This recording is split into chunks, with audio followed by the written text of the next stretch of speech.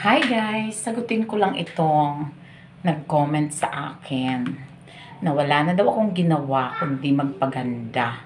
Ay wow, sa hiya ko naman sa iyo. Pero di bali na. Sige, i-share ko sa iyo kung ano ang aking beauty secret. Ito lang naman.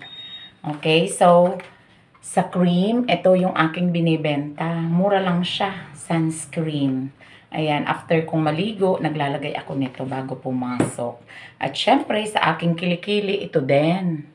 Okay, ang aking nilalagay. Sa aking ngipin, ito.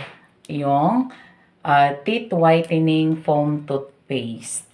And then, minsan, gumagamit din ako nitong brightening repair cream. At syempre, sa aking buhok, ito yung aking ginagamit, yung hair essentials.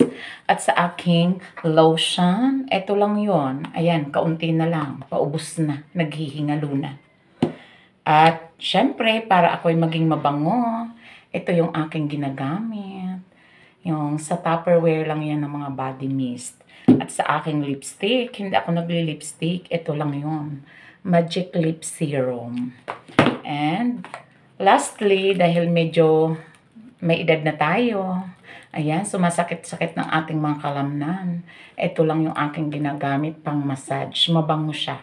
Hindi kagaya ng ibang oil na mag-aamoy matanda ka talaga. Ito para kang galing sa spa, massage.